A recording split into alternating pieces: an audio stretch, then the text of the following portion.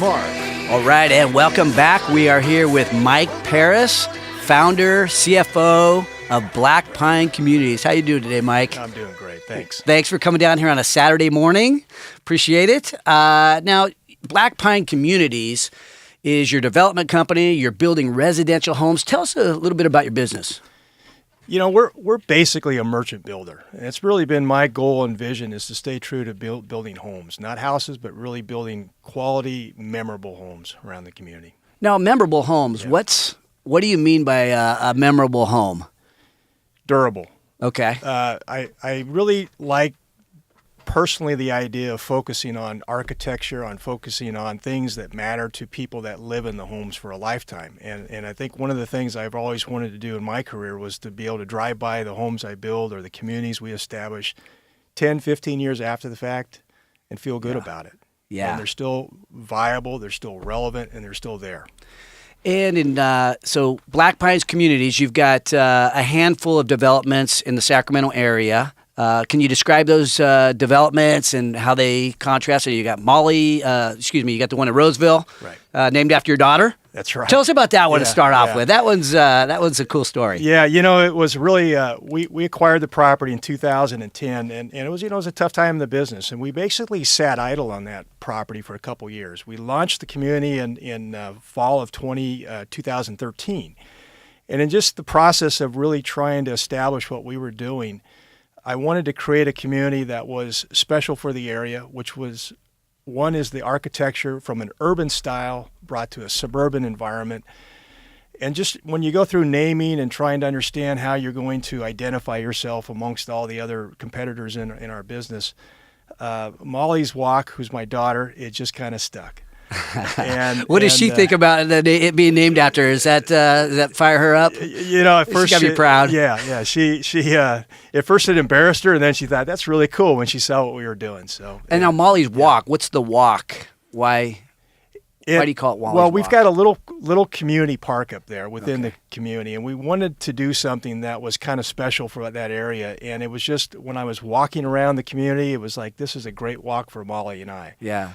There's a street in there called Matthews Run, who's my son. So it just kind of goes back and forth a little bit. I love it. Now, I grew up in Roseville, and so that's my hometown. I live in Loomis now, but so I'm very partial to the developments, and that is, I guess, considered a suburban area. That's what you're referring to as a suburban area. And now you're building stuff right in the middle of the growth in Sacramento. Yeah. Which is, are they different types of architecture? Yeah, absolutely. Yeah. Tell us about those. Yeah, we just opened the Creamery in Alkali Flats. Really cool neighborhood. It's a 10th and D, right downtown. We're as I say, we're 5 blocks from everything down there, and it's a large community, and it's a repurpose from an industrial site back to a residential site, but very contemporary, stacked urban flat styles down there. Yeah, I walked through those with Marcus, my son, and Greg Van Duzen.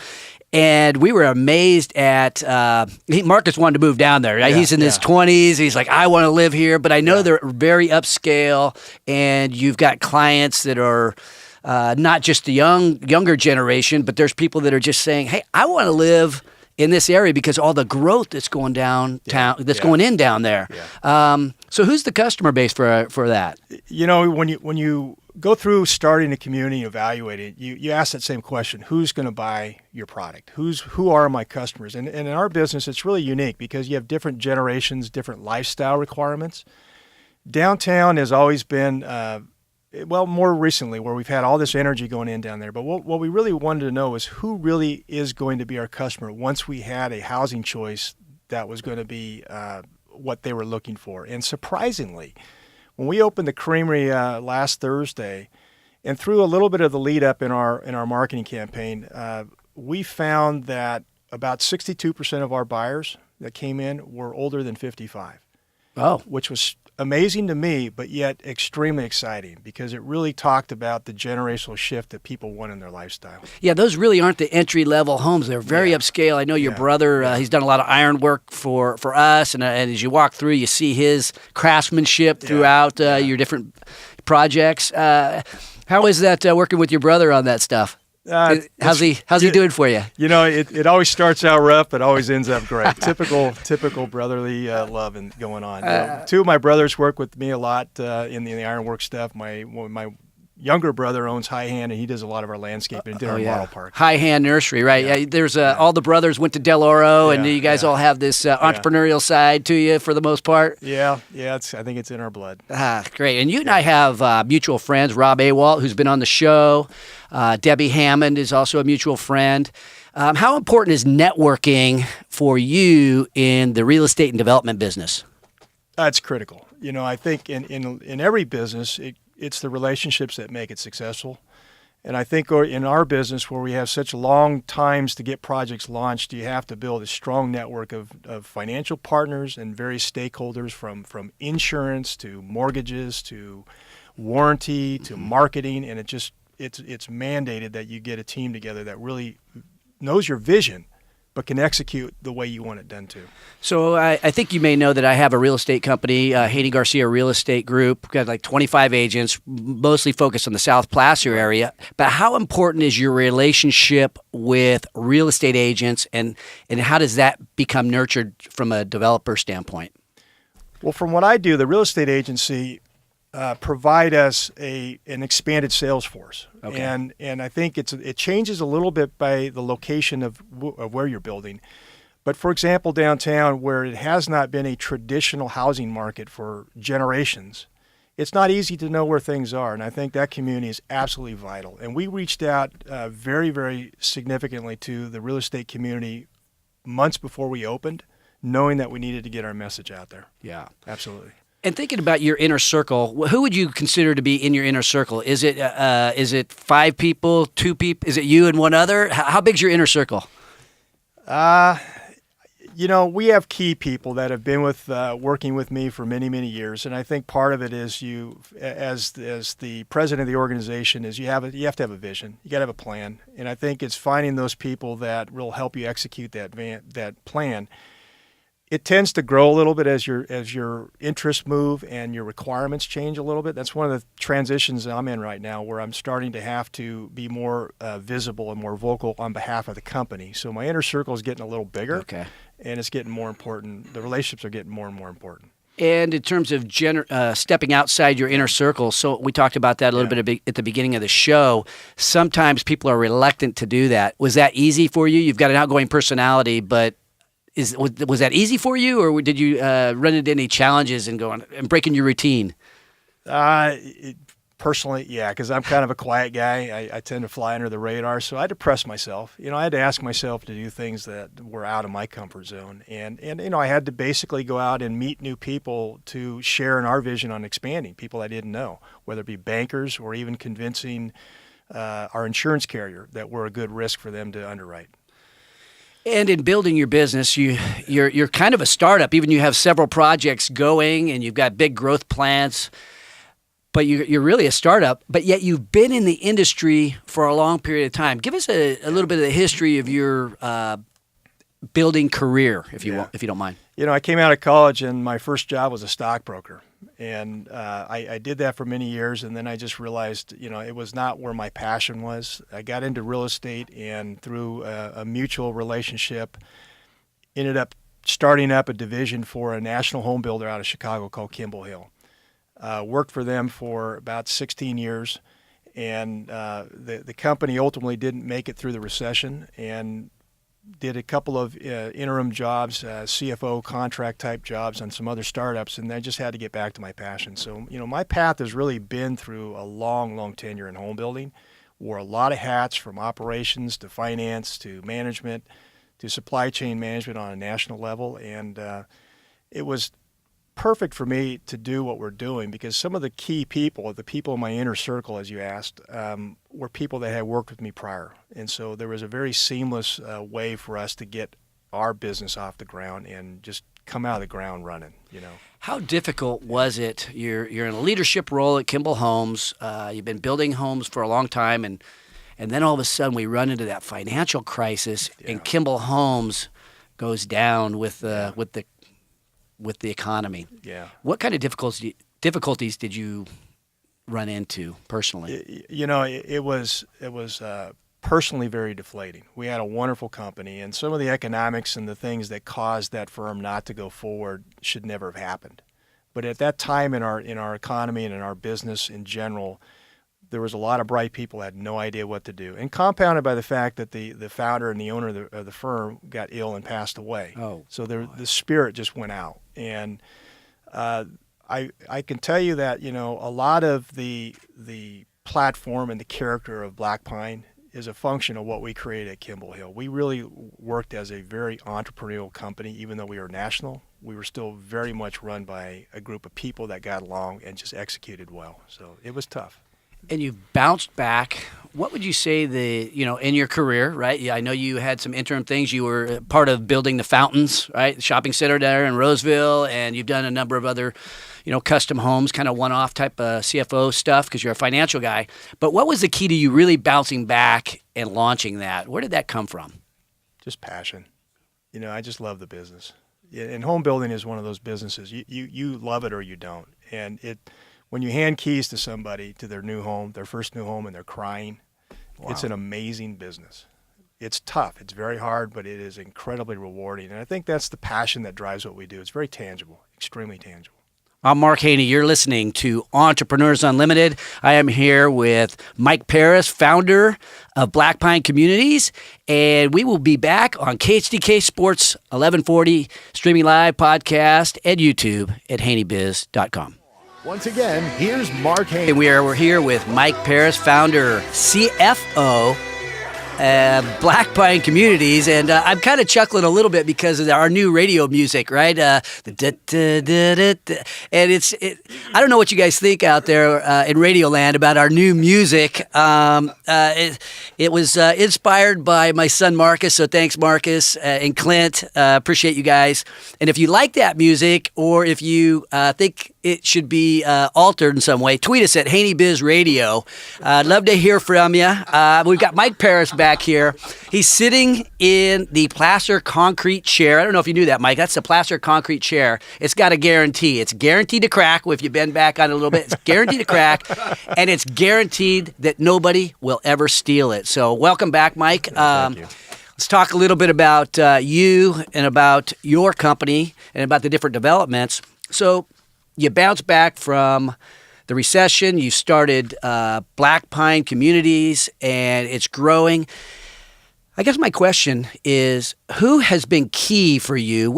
If you could name one person that has been key in your renaissance, who would that be? Besides yourself, who would that be that really stood by you and helped you build this thing? It's not one person, but I would say that, Dan Murphy, my lead construction manager, was there from the very beginning. And I think part of it is he shared and trusted in my vision and helped us nurture that forward. And it just kind of grew from there. A couple, Doug Eby, who runs our supply chain right now, again, worked with us in the past. I had to lure him away from another job and take a risk and take a chance on what we're doing. And he thought about it, and I've never forgot his response. He called me back, I think a week and a half, 2 weeks later, and said, I'm going to miss the chance to do something that's really fun. I liked working with you guys. We had a great time, but he says, I'm never going to have this chance again. So, I'd say Doug and Dan were just absolutely vital to me being able to execute out of the block. And if you could say something to those guys right now on the radio, what would you tell them? Thank you. Their work is tireless, but it certainly, I feel like we've set the table, and they've been a huge part of it. And I think, we're really setting ourselves up for a great year, which it'll pay back for them. What does the Black Pines brand stand for? I think the word I've always hung my hat on is durable and timeless. I feel like, we're doing things that people appreciate. We take a lot of pride in what we do. All of our associates tour the projects. We go out there and spend a lot of time. I encourage them to get out of the office, get out in the field, and when they come back, they feel very proud about it. And I think our brand is really being timeless and durable, but architecturally relevant. These homes are going to be there for people's lifetimes. They're going to be there for 100 years from now. And I think it's important for all of us in our company that we feel good about what we're doing. Security is becoming such a key part of our way of life, our existence. And I know in a home purchase or deciding what community you want to live in, you think, is that a safe community? How are you guys addressing that growing concern in our society? Yeah. Well, it's, aside from the basic parameters and security of walls and doors and windows and all those things, I think basically, we try and look at building communities and creating communities for people that take ownership. I think security take for example, the creamery. We went into an area that was probably not well known for being a residential community. Now it was, originally we turned it back into that, but part of what I see developing out there, which is what I had hoped for, is the ownership and the pride of ownership. They end up owning the community. And that's when you really see that change happening and the environment just grows with it. So it tends to create its own security and its own sense of place that you just don't have otherwise. And that's partly, I think, designed around, how we provide our product. So the private sector has a responsibility in providing some security. Yeah. How important is it for the public sector, right, the police and so on, to jump in and provide that kind of security as well? How important is that, and how's that relationship work? Yeah. It's very important. I think the challenge right now between the public sector, the police departments, and the homeowners is they have to work together. I mean, there's obviously, as the communities grow downtown, for example, it tends to outpace their ability to service some of those areas. So there's a lot of relationship between that. We do, provide products in the homes that are interchangeable with the police department, and we work with them on how we establish our communities, how the walkways are lit up, how the traffic patterns are done, and just general ways that the communities live better and safer. Where does technology play in building a home these days? Yeah, it's they're about as technical as you can get as I've ever seen in my career, from energy standards that we have in California to the technologies related to security, for example. The wireless systems today have made security far more advanced, far more mobile, and far more active than they've ever been. So homes are very smart. They're very, very smart today. Yeah, you hear a lot about the smart home, and I know you're catering to that millennial in some cases, but even the 55-year-old guy is a lot more savvy than he once was in terms of security, or in terms of technology and so on. Yeah, absolutely. Yeah. Where do you see home values going from here? They've gone up, obviously, in the Sacramento area in the last few years. Mm-hmm. What do you see on the horizon for home value?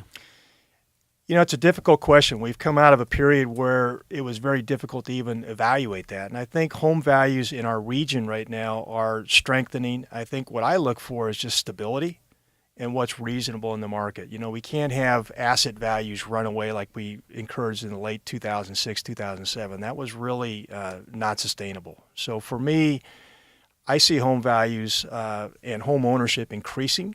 I see our standard of wages and things that support those values continually on a nice, even parallel path right now. So I think the future looks good. So who do you think was most responsible for the home values escalating so fast and causing, most people would say that caused the financial crisis. Yeah. Where do you, if you had to lay blame somewhere, where would it be? Wow. I told you I was going to try to bring up something controversial. Yeah. It wasn't one thing. I think there was a lot of checks and balances that were just out of sync. Obviously the mortgage markets played a lot into who was able to buy homes. And I can tell you, and looking in the rearview mirror, there were homes sold to people that probably shouldn't have been buying them. It's changed. It's tightened up. The requirements to buy a home are much, much more rigid than they've ever been. The requirements between the people underwriting the ability to buy homes have gone up exponentially. So you expect the homes prices to go up a little bit? I know that's a tough question, but where would you, is now a good time to buy a home? Absolutely. What we've seen is there's been a kind of a pent-up demand, and you've seen that in the rents. Rental rates have gone up to the point where home ownership is actually more favorable today than it's been in a long time. So it's going to lead into more home ownership and appreciation at the same time. So, if a 3 to 4 to 5% home price appreciation would pace where we are in our economy very nicely, and to be healthy for it. Your son Matthew has a street named after him. Your daughter has an entire community named after her. But I also know that your son Matthew's involved in the business. What's his role in the business, and how is it working with your son? It's been great. He's been working in our sales offices, filling in on the days off for a lot of our sales consultants, and helping out with us installing a program called Envision, which is an online option selection program that we're rolling out next month. And does he report directly to you? Yes. And when you have to crack down on him, what's the best technique for that? Be nice. Yeah. He sounds like now your kids are both athletes, so they probably come with that. And you were an athlete. You played college football at Weber State. Your kids were excellent athletes. What kind of how has that helped you in your business, and how does that help the kids as they chase their dreams? Athletics, I probably saved me in a lot of ways because it put me in a position of discipline, but you learn so much by playing. I tried to pass on the messages you learn about adversity and failure and how to get up again and how to go in with the right attitude, and I think, my son and daughter are both great athletes in their time, but in different ways. And that message is for me is what kept me going, even in the darkest times when things weren't going right. It's like, get up and keep going, keep working on the right things.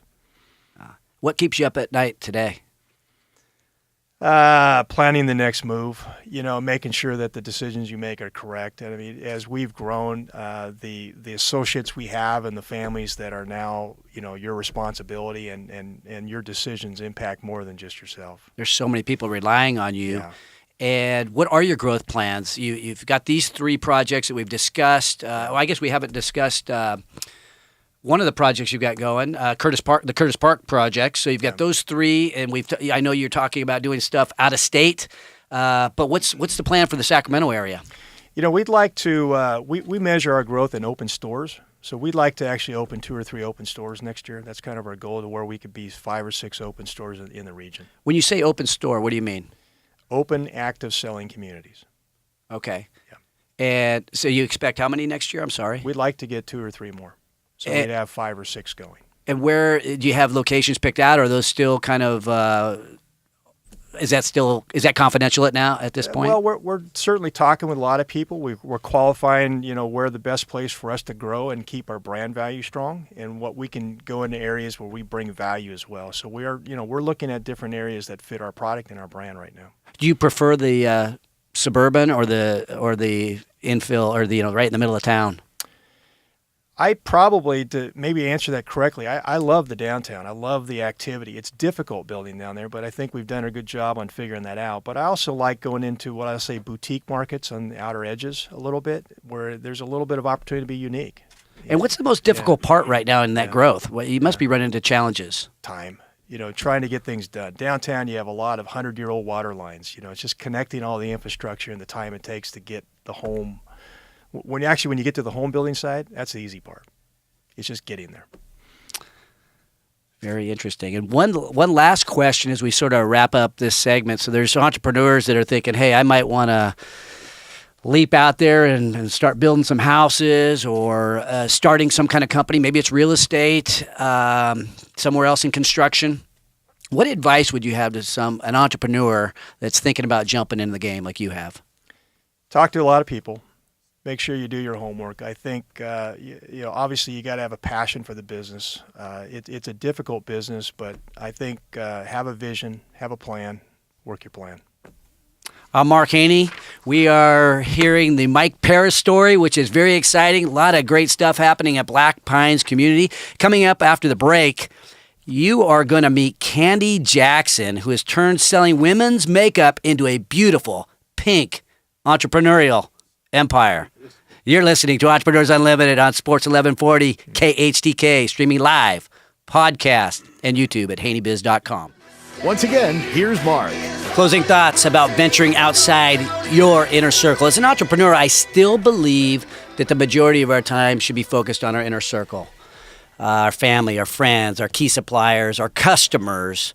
But it is worthwhile to venture outside your inner circle, even if it's outside your comfort zone. And I believe that making hundreds of friends is a miracle, but there's no miracle like making one friend that would stand beside you against 100. That's really the true miracle. You bet. And So I'm kind of a shy guy, even though I got a radio show. My wife said, we go to a party. She says, "Oh, don't be the shy guy tonight." And I am that way a little bit, and I have to come out of my shell. But I want to tell you a quick story about a time where I ventured outside of my comfort zone. I went outside of my circle. So I'm in and it paid off a little bit in the end. I went at an industry event, meet somebody who I would have never expected to marry in a way, and he was a competitor. I jumped outside of my comfort zone and had one of my competitors come up and start just talking to me. And this is when you were in the security business. In the security business, right? We had the second largest security distributorship in the country, and the owner of the largest company in that same space came up and, "Hey, how's it going, Mark?" It was right after 2008, so the financial crisis had happened and so on. And or it was before that, actually, when I first met him. And, we kind of saw each other a few times around, and I knew his son from a trip that I had spent in for Panasonic in Japan. While you were networking. While I was networking, yeah, in Japan. We have a little R&R. But anyway, so we're at a trade show in Vegas, and I'm walking down the hallway after getting done working out. And this is when I decided I'm going to go for 2 workouts a day, okay? So I'm walking down this long corridor, and coming up the corridor, it's like a 100-yard corridor, I could see these 2 guys walking along, and I'm like, that could be Steve Roth and his son, right? The largest guy, right? So, and he had done all kinds of big successful things in the security industry. And as we're passing and getting closer, didn't know him very well, but I realized that was him, and they were talking to each other, and we passed each other, right? And I kept walking down they walked to the health club, and I walked to the elevator, and I'm like, am I going to push the button and go back to my room and get cleaned up for the show? No. You know what? I'm going to go back and talk to that guy. I want to get to know that guy. So I run back. They didn't really notice me. So I run back and I jog up, and I'm standing next to him to sign in to get in the health club. And they're like, "Hey, how you guys doing?" And acted like I hadn't seen him before. And we talked. "Mark, how are you? Great to see you." And I signed up and I did another workout. So I'm working out side by side with the guy, doing my second workout. I guess I wasn't sweating too much initially. But anyway, doing that second workout, and we got to talking. And we ended up exchanging some cards and emails and so on. And the next thing you know, we're talking about a merger. We're talking about putting the number 1 and 2 independents together to create the dominant independent distributor in the security industry. And so we ended up closing that deal. And it was of significant size. That company now has got sold a few more times and is the largest security distributorship in the world. And we now purchase from them out of our security company. Right, but right. Anyway, you never know. Jumping outside your comfort zone does sometimes pay off in the end. We did a 1 + 1 = 3 kind of transition, and it all started with me sucking it up, coming out of my comfort zone, not being the shy guy, working out 2 times that day, which I don't mind doing anyway. And I guess I would say to all you entrepreneurs out there that are thinking about jumping outside of your comfort zone, let me help you.